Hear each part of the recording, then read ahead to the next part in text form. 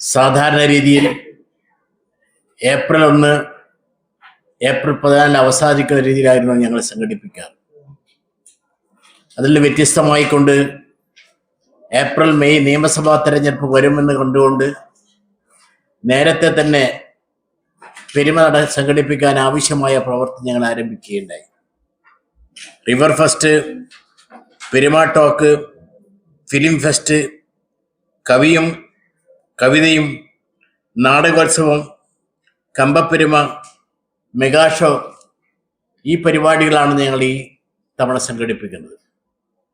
കഴിഞ്ഞ തവണ അപേക്ഷിച്ച് 7 തവണ അപേക്ഷിച്ച് വലിയ ജനപങ്കാളിത്തം ഈ തവണത്തെ പെരുമയിൽ നമുക്ക് കാണാൻ കഴിയും.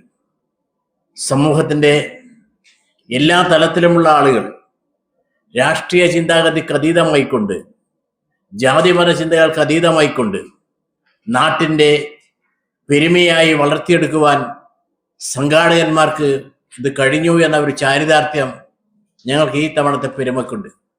വിശദമായ കാര്യങ്ങൾ ഇതിൽ കൺവീനർ, കോർഡിനേറ്റർ പ്രദീപം സംസാരിക്കും.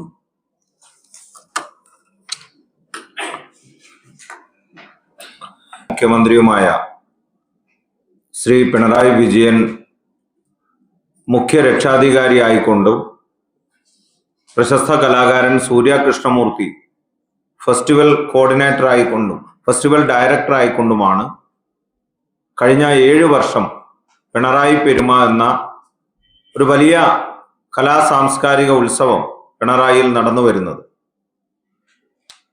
എല്ലാവർക്കും ഒത്തുചേരാനുള്ള ഇടങ്ങൾ നഷ്ടമാകുന്ന ഈ ഒരു കാലത്ത് എല്ലാ വ്യത്യാസങ്ങൾക്കും അപ്പുറത്ത് കലയെ, സാംസ്കാരിക പ്രവർത്തനത്തെ ഒത്തുചേരാനുള്ള ഇടം ഒരുക്കുക എന്ന നിലയിലാണ്, മനുഷ്യരുടെ ഹാപ്പിനെസ് ഇൻഡെക്സ് വർദ്ധിപ്പിക്കുക എന്ന നിലയിലാണ് ഇത്തരം ഒരു ആശയം മുഖ്യമന്ത്രി മുന്നോട്ട് വെച്ചത്. അത് വലിയ തോതിൽ കേരള പെരുമയായിട്ട് പിണറായി പെരുമ ഈ കഴിഞ്ഞ 7 വർഷത്തിനുള്ളിൽ വളരുന്നൊരു നിലയിലേക്ക് പിണറായി പെരുമ മാറിയിട്ടുണ്ട്.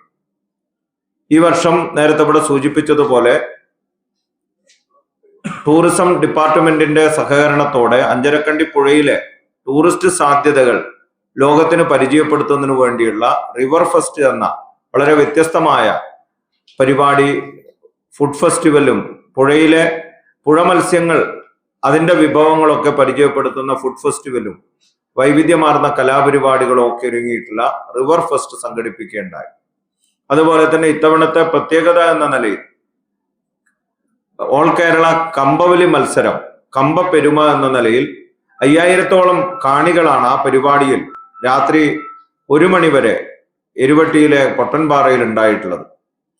അതുപോലെ നാടകോത്സവം, പിണറായിക്ക് വലിയ നാടക രാവുകൾ സമ്മാനിക്കുന്ന 1000-ഓളം പേര് ഇരിക്കാൻ പറ്റുന്ന പിണറായി കൺവെൻഷൻ സെന്ററിൽ ആ സീറ്റ് മുഴുവൻ നിറഞ്ഞ് നിലത്ത് 100-200-ഓളം പേര് ഇരുന്ന് നാടകം കാണുന്ന തരത്തിൽ KPAC-യുടെ ഏറ്റവും പുതിയ നാടകം ഭഗവന്തി അടക്കം കേരളത്തിലെ 7 നാടക സംഘങ്ങളുടെ നാടകം ഇന്നത്തോടെ, നാടകോത്സവം ഇന്നത്തോടെ പൂർണ്ണമാവുകയാണ്.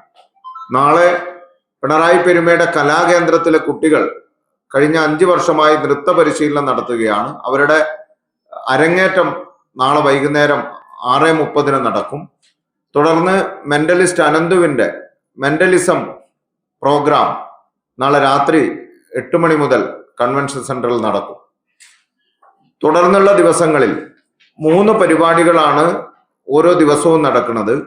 വൈകുന്നേരം 5 മണിക്ക് പിണറായി ബാങ്ക് ഓഡിറ്റോറിയത്തിൽ ഏറ്റവും ശ്രദ്ധേയമായ സിനിമകളുടെ പ്രദർശനവും അതിൻ്റെ ഒരു മുഖാമുഖം പരിപാടി സംവിധായകരുമായിട്ടുള്ളൊരു ടോക്കും സിനിമാ പ്രദർശനത്തിന് ശേഷം സംഘടിപ്പിച്ചിട്ടുണ്ട്. വൈകുന്നേരം 6 മണിക്ക് പിണറായി കൺവെൻഷൻ സെന്ററിൽ ഇന്ത്യയിലെ തന്നെ വളരെ പ്രമുഖരായിട്ടുള്ള വ്യത്യസ്ത മേഖലകളിലെ പ്രഗത്ഭരായിട്ടുള്ള ആളുകളുടെ പെരുമ ടോക്ക് സംഘടിപ്പിച്ചിട്ടുണ്ട്. രാത്രി 8 മണിക്ക് പിണറായി AKG സ്കൂൾ ഗ്രൗണ്ടിൽ പ്രത്യേകം തയ്യാറാക്കിയ ഓപ്പൺ ഓഡിറ്റോറിയത്തിൽ 5000 പേർക്ക് ഇരിക്കാവുന്ന ഓഡിറ്റോറിയത്തിനകത്ത് വിവിധ കലാപരിപാടികളാണ്. ആ മെഗാ ഷോയുടെ ഉദ്ഘാടനം ബഹുമാനപ്പെട്ട തദ്ദേശ സ്വയംഭരണ വകുപ്പ് മന്ത്രി MP രാജേഷാണ് 1-ാം തീയതി വൈകുന്നേരം നിർവഹിക്കുന്നത്. ആ ചടങ്ങില് ജില്ലാ പഞ്ചായത്ത് പ്രസിഡന്റ് ബിനോയ് കുര്യൻ അധ്യക്ഷത വഹിക്കും. ബഹുമാനപ്പെട്ട കെ ശൈലജ ടീച്ചർ MLA ആ ചടങ്ങിലെ മുഖ്യാതിഥിയായി പങ്കെടുക്കും. അന്നത്തെ ദിവസം ഷഹബാസ് അമന്റെ ഗസൽ ഗാനമേളയാണ് ആദ്യ ദിവസത്തെ മെഗാ പരിപാടി. തുടർന്നുള്ള ദിവസങ്ങളിൽ ഫെബ്രുവരി 2-ാം തീയതി സ്റ്റീഫൻ ദേവസിയുടെ ബാൻഡ് പ്രോഗ്രാമാണ്. ഫെബ്രുവരി 3-ാം തീയതി പ്രശസ്ത മജീഷ്യൻ സാമ്രാജിന്റെ മാജിക് ഷോയും കേരള കലാമണ്ഡലത്തിന്റെ അവർ ഒരുക്കിയിട്ടുള്ള വൃക്ഷം എന്ന പ്രത്യേക നൃത്ത പരിപാടിയുമാണ്. സംഗീത രംഗത്ത് ശ്രദ്ധേയനുമായിട്ടുള്ള ശ്രീനാഥ് ഫെബ്രുവരി 5-ാം തീയതി ഡൽഹിയിൽ നിന്നുള്ള മെഗാ കഥക് ഷോ നടക്കും. അതിന്റെ തുടർന്ന് മ്യൂസിക് ബാൻഡിന്റെ പരിപാടികൾ കൂടി അവതരിപ്പിക്കുന്ന